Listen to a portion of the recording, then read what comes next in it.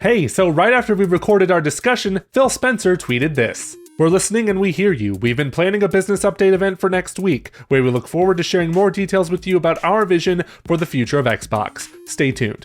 Just thought you want to know that before watching the discussion, because we don't bring it up at all, because he didn't tweet it yet. So, thank you for understanding, and enjoy the video. So once again, Twitter is on fire. I mean, when isn't it? But today, an especially big fire because of the rumors and possibly news or reports, I should say, of the fact that Microsoft is apparently putting several of their games, or considering putting several of their games, on PlayStation 5, their chief competitor. People are going nuts about this. Positive, negative, any kind of reaction, I imagine. So there's a bit more to this. Joey, can you break it down for us? What exactly is going on? Why are people talking about this? Why is this an issue right now?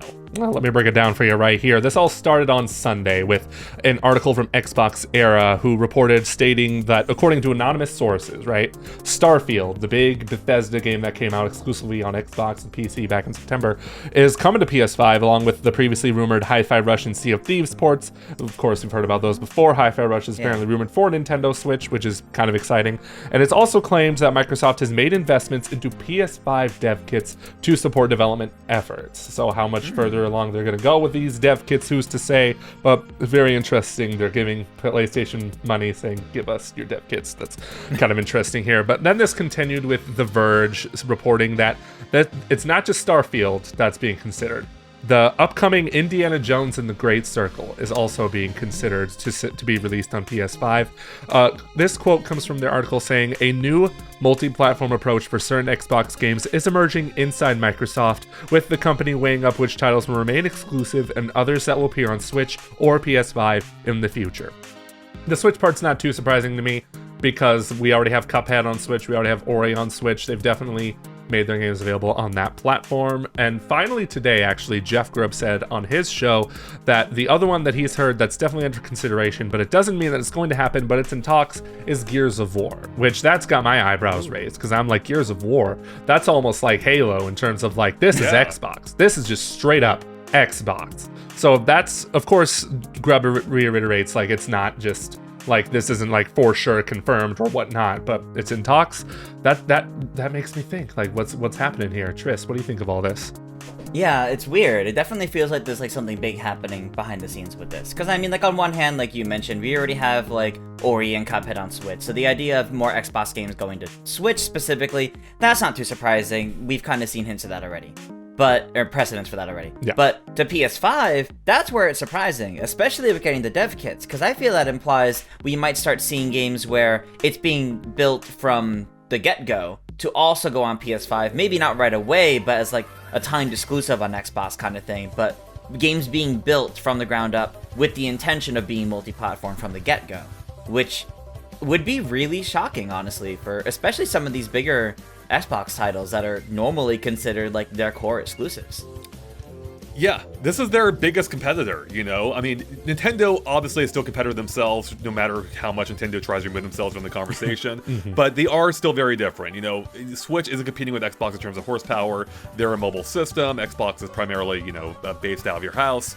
So with them doing this with Sony, it does suggest a kind of significant change internally. Now, it's hard to say how much this is going to extend to. Like, will it be their entire library eventually? I don't know. But in any case, these are some big titles we're discussing, especially, you know, when it, like the likes of Indiana Jones, which a lot of people are excited for, and it's not even out yet, you know. And it's making me wonder, like, why are they doing this? And I think if you look at the console sales right now, Microsoft is selling roughly half what PS5 is, which isn't great. Oh, wow. Yeah, it's not great, but I mean, it's also not, you know, they've been in this situation before, and I can't help but wonder if the whole Activision Blizzard merger is having some effect on this too. You know, if maybe they realize that in order to recoup their investment, in order to maximize their return, you know, at the end of the day, Microsoft as a company, all they care about ultimately is making the most money. And if making the most money is, and if to do so, if that entails just putting their platform or their games on every platform possible, then they're gonna do just that. And I'm still not even entirely, so real quick, that's wild. That's crazy, actually. Like, I was complaining a few days ago how boring the modern platforms are, and this doesn't really help that per se, but in a grander sense, this is kind of exciting, actually. This is interesting. This is, like, big moves. But, you know, especially because for me, like, I barely even touched my PS5, but if I were in the opposite situation, like, I wouldn't necessarily need an Xbox, and that's great. But I do wonder if there's more to it, you know. is this like a Trojan horse type thing where, you know, they're going to get people on PS5 used to Xbox games before maybe pulling back down the line, maybe not putting the biggest game, not putting every big game on there, or even making an advertisement for the Game Pass ecosystem, where it's like, hey, are you tired of spending $60 for these games? get an Xbox with the Game Pass, and hey, it's all free for you. Oh man! So I think there's a lot more here than it's obvious on the surface, but it's interesting in any case, and I'm excited to see what happens here. Right, and you know, when I heard it was Starfield at first, I was like, okay, that kind of makes sense, right? Because Starfield is a brand new IP. Bethesda games also in general have historically been multi-platform. So maybe they decided it was time to do like a timed exclusive deal since they own Bethesda and ZeniMax as a whole. But then when you bring in Indiana Jones, I'm like, okay. And then now Gears of War being part of the conversation, that's even more just like, what is happening here? Are they really making the effort to like, maybe even people have suggested just get out of the not like kind of going third party, kind of going the way of Sega, which that might be a little too early to tell. I think that is like kind of too early to tell, but it really does make me think about what their long-term gain is here. Like maybe they're testing the waters, seeing how well their games do on other platforms. Maybe Starfield does gangbusters on PS5, and that's when they decide, okay, now we really need to keep this going forward. Yeah, the Trojan horse idea you mentioned, Andre, is interesting because when you look at like the game industry and the way all that functions, you would think financially that's a terrible idea because the amount of development money would have to go into making those versions. But if it's a long-term thing where you look at it as they bring their like current gen IPs and releases to everything else that's out right now, all the other platforms, but then when we eventually reach the next generation, it's back as exclusives, and they go, oh, well, I mean, you enjoyed it on these, but if you want more, you got to get our thing.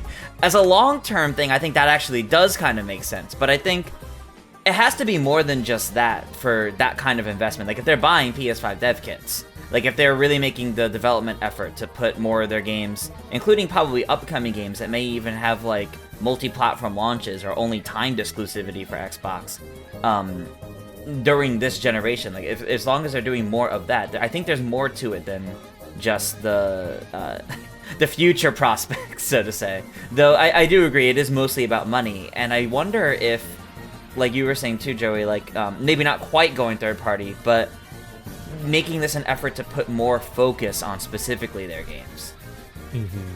Yeah, that's a really good question too, because at the end of the day, they do care about making the most money, and what better way to do that than by bringing your games to other platforms. And because that's what I was thinking when the Activision Blizzard merger happened, when they acquired that company.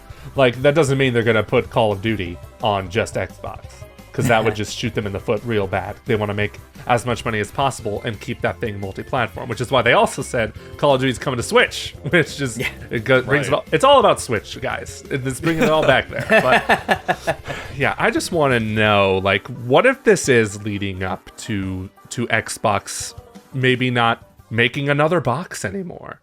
Like, if that happens at some point in the future, is that necessarily a bad thing? Because my gut instinct in my heart is just like, this is a bad thing. Exclusives are great for the industry. Exclusives are just like, but then I even think about that statement. I'm just like, am I just in my old ways? Am I just thinking like it's always been this way ever since I was a child and it shouldn't change for whatever reason? Is there something there? I'm not quite sure. Yeah, it is tough to say. Like, part of me, there is something inherent, sounding or inherently exciting about an exclusive, because it ties back into the console war mentality that, I lived through the wars of the 80s and 90s. And, because you're like, oh yeah, I want my guy to, do the best because he's got this lineup and whatever. But, the older I get, the less I care about any of that. Right. Like, I had to look up the platform sales to even reaffirm what they are, but I just don't track them these days. I don't care who's doing best or not, Right. Really, I don't care which company's making the most money. But the thing is, the situation Xbox finds itself in now, it actually isn't, I kind of alluded to it, it's really not all that different throughout its history. 360 era was kind of the one that was most out there, like the abnormal one, in which it actually did do very well. Otherwise, like, Xbox definitely usually sells way less than the competitors, or at least than a competitor. When they first started 20 years ago, they were willing, they had said that this was a long-term battle for them. They were putting in billions, not to necessarily be the winner of that generation, but just to, try and win market share over time or mind share. Right. And maybe it's them realizing, hey, maybe the strategy isn't working, or maybe it's like maybe it's time to try a new strategy. We keep doing what we're doing. 25 million or 27 million consoles is nothing to snuff at or sniff at still. Right. And it's more than the GameCube.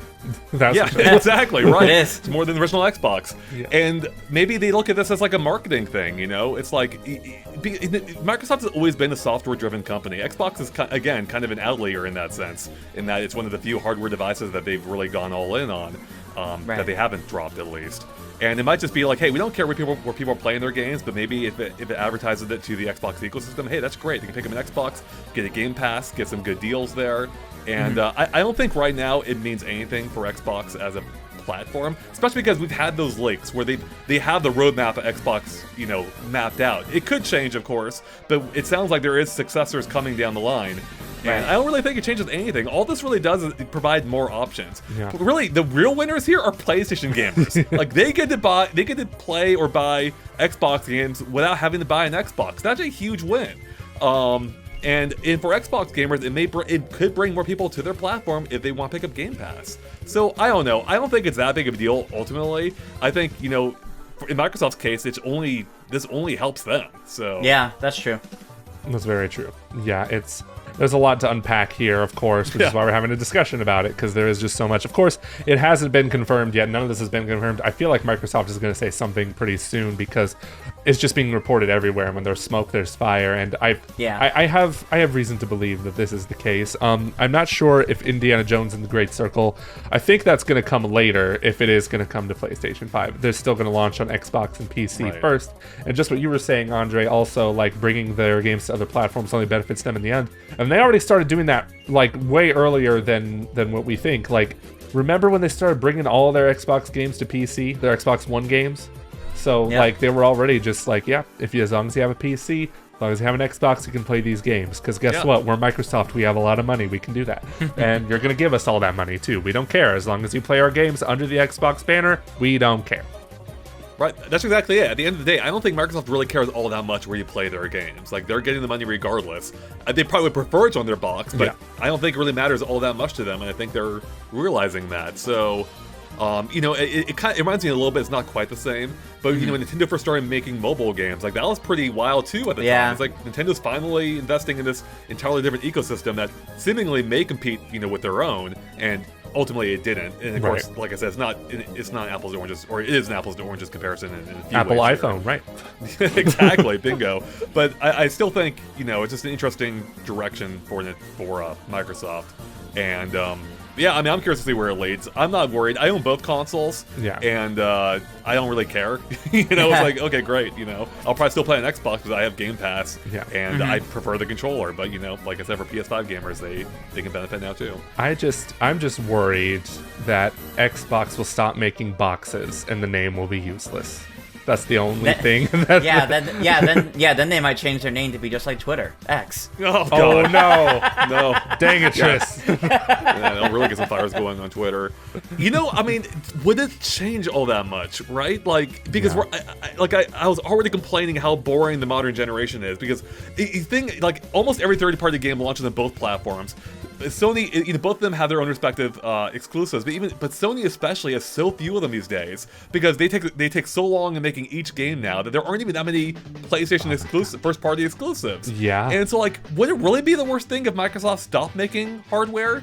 And really? I don't think they will, at least anywhere in at least in the next decade. Right. But eventually, at least right now, it's not going to change much. And I don't know if it really matters, because they still have the PC as another ecosystem, which are already putting games on as well, and they're just kind of like extending the amount of platforms they put games on, and I don't really think it changes all that much. Yeah, the ecosystem, like you said earlier, it's basically a win for gamers, for players, because it just gives them more platforms. Power to the players. Power to the players, just. Like, I guess I'm trying to understand, I guess the concern, I had not, to be fair, or to be fully transparent, I've not really read many of the reactions out there, so I don't know how people are taking it. Not very well. That's what I figured. I mean, I guess if I were an exclusively Xbox player, would I be upset? Like, why would I be upset? Is it because I'm worried that Xbox or Microsoft isn't investing in the Xbox brand? Like, that I feel like I wasted my money on this? And I can maybe see that, but I feel like if they really sat down and thought about it, like, this changes nothing for them. They still have access to the same games at the end of the day. Right. Their Xbox, they're not cutting off support for the Xbox anytime soon. Certainly not before the natural death of the platform's life would have been anyway for the Series S or X. And I think people are just kind of like knee-jerk reacting to this. I mean, I guess if we heard Nintendo's putting games on Xbox, that'd be a shock too, right? Yeah. But it's like, if you really think about it, is it such a bad thing? I don't know. Speaking of Nintendo, I feel like this is so funny. Nintendo's going to be stuck in their old ways, for better or for worse, and they're still going to have exclusives because they can and they should. Like, if I don't want to play Mario on a PlayStation or whatever, just like keep doing your thing, Nintendo. Stay away from all this drama happening between Sony and Microsoft. Just like, go off, King. Just do it.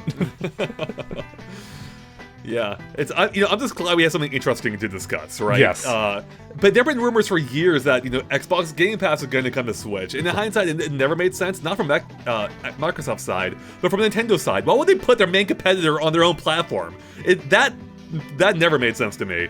But there's these rumors, like rumblings like this, have been around for eons. Besides the proof we've had with like several Microsoft games already coming to Switch. Right. So it's this is just like another incremental step in Microsoft's goal of like just having access to their products or services from almost anywhere. Yeah. And it's hard to see that as anything but a win for most people, if not everyone. Yeah, and this isn't even just happening exclusively to Xbox. I mean, PlayStation's putting their games on PC. Like, right. I think we forgot about that too. The Horizon Forbidden West is coming out pretty soon here on PC. Yeah. So it's very much effectively the same thing. That's basically a Microsoft platform, right? Yeah. So. It's really interesting seeing how the landscape of gaming is changing. It's no longer like the 2000s or the 90s or what have you. I feel like exclusives are like not truly exclusive anymore. Like, I think the PS5 only has maybe like 4 or 5 real exclusives these past 4 years. The system's not 4, but 3 in a few months. Like, it's already been 3 and a few months years since that system came out.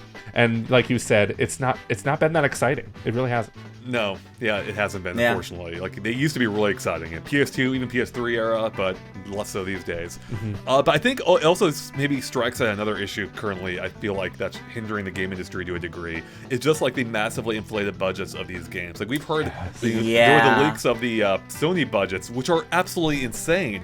Now, they're able to make it back for now because of their larger platform base and the fact that they're working with some major IPs. But like, if one of those games bombs, that's not going to do well. And in Microsoft's case, they have a demographic that's roughly half Sony's.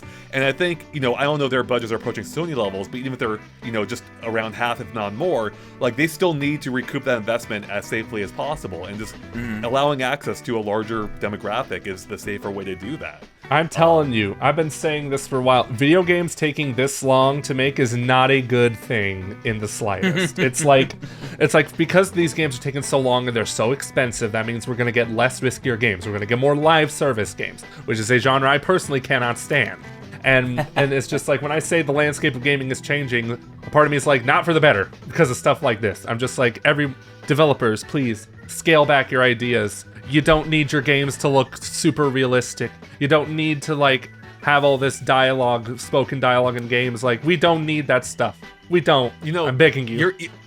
Yeah, I fully agree with you, Joey. I mean, obviously, like, as a Nintendo fan especially, who's never been about horsepower, yet their games still look good. I just replayed Bowser's Fury again over this weekend. Love that game. It's short by Mario standards. Yeah. And I'm like, man, give me more of that. Like, I don't mind shorter experiences.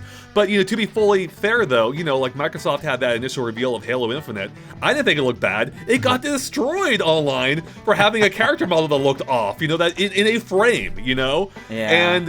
And it's, I don't know, it is a hard problem to cope with because people's expectations keep increasing, and along with that, the budget's exponentially. And I don't know where the middle ground is. Like, Nintendo is so freaking lucky that they found themselves in the situation that they have, where they have been able to focus on this portable platform. It's expected that wouldn't be as powerful, and their games naturally gravitate toward an art style that demands less horsepower. Not that they're completely divorced from the race, but they've done a good job of insulating themselves from it. You raise a good point too, though, with the fact that as we get further into each console generation, especially going forward now, the technology is only advancing so far. So, like, if they're really adamant on trying to make these games as realistic as they can, as expensive as they can, evidently as well, they're gonna hit a wall at some point.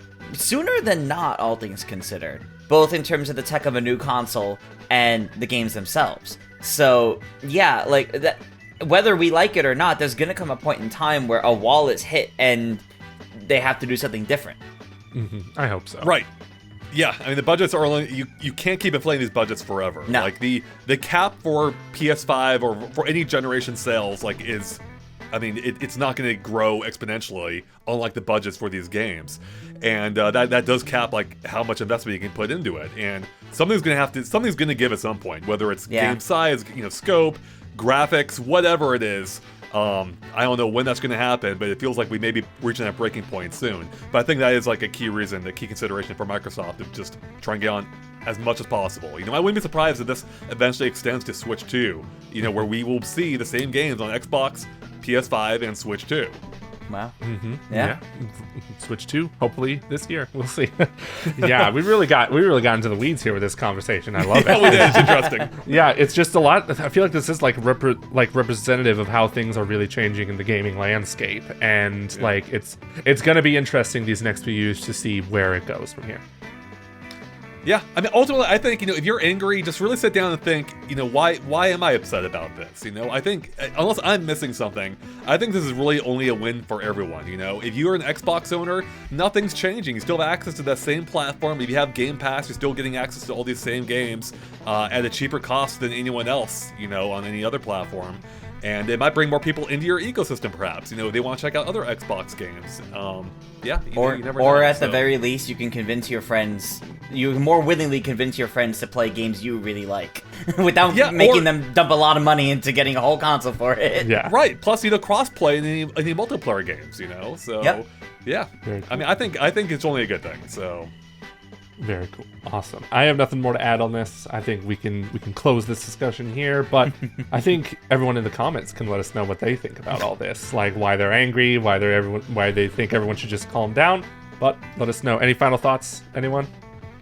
I'm curious to see when Microsoft actually says something about this. It's not a matter of if at this point. It'll be right before I hit upload on this discussion. Yeah, that's always how it goes, right? Probably. So, Yes. Yeah, I suspect when's Indiana Jones coming out? December. But there's a rumor that it's December, but they said officially that it's fall, I think. Fall or winter, somewhere in that. It's possible they could go off without saying anything, but I do think they'll probably address it sooner than later, too. And yeah, we'll see. But I think it's an interesting time in the game industry. Not necessarily a great time, but an interesting time. And I think this is still a good step. I suppose the only possible long-term concern would be, more consolidation, maybe. Maybe that's what people are worried about, if there's only, effectively 2 platforms instead of 3. But even now, the difference doesn't amount to anything. Sure. Almost anything you can play on across both, aside from a handful of exclusives, so... Alright, so I think that wraps it up for us here. So let us know in the comments what you think about this. Do you think it's a good thing that Xbox may be putting their games on other platforms, specifically PlayStation 5? Let us know. Tell me why I'm wrong, because I want to hear about it. If I'm missing an angle, I gotta know. So with that, thanks for watching, everyone. We'll catch you later. Have a good one. Bye.